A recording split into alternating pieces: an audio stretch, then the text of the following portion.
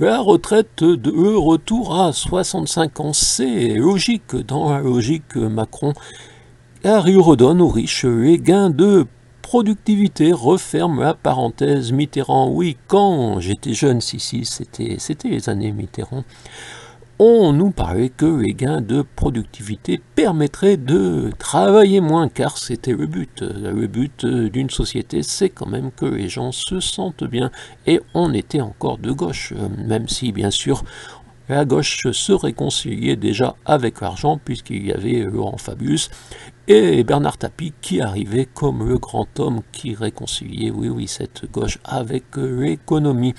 Mais on n'oubliait pas que les gains de productivité devaient permettre de vivre mieux, donc vivre mieux, c'est travailler moins.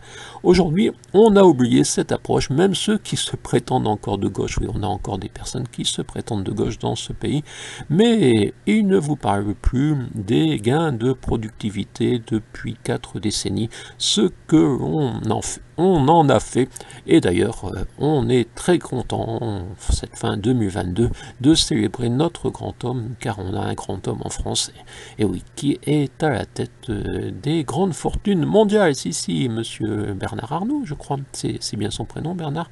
Non, je ne sais plus si c'est vraiment, je crois que c'est si monsieur Bernard Arnault.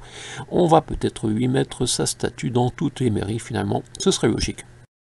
Cette vidéo également pour vous présenter mes 4 livres publiés en 2022 et oubliés par les journalistes inféodés aux installés. J'aurais peut-être pu utiliser le terme censure, car le monde médiatique semble organisé pour justifier l'absence des véritables indépendants dans les médias subventionnés.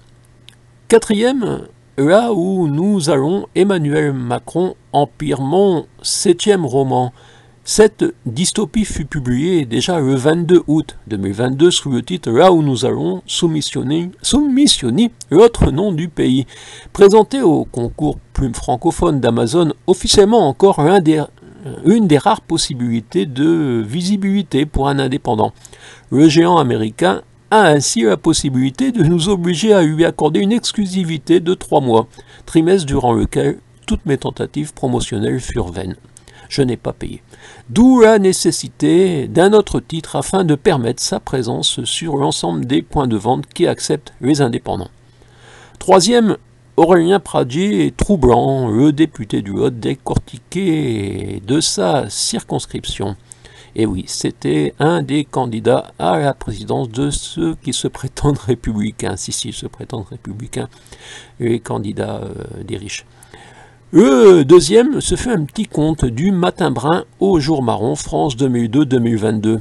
Un conte repartant du Matin Brun de Frank Pavlov, publié en 1998 et succès en 2002, quand l'extrême droite a fait sa percée. Et 2022, c'est pour décortiquer la montée du candidat de l'extrême oligarchie en France. Et le premier qui fut publié en février, alors que le conte était en mai, La France harmonieuse, un essai présentant une autre voie politique et sociale. 4 bouquins invisibles. La France est un grand pays de liberté d'expression, à condition d'être inféodé à une écurie visible, ou alors on a toujours la possibilité en tant qu'indépendant de payer. Oui, on peut payer un peu partout pour que vous sachiez qu'on a payé pour essayer d'être visible, mais je ne paye pas, c'est peut-être pour ça que je suis invisible. Donc vous comprenez pourquoi parfois dans les vidéos qui ne sont pas très visibles mais un peu plus, j'essaye d'insérer cette petite présentation.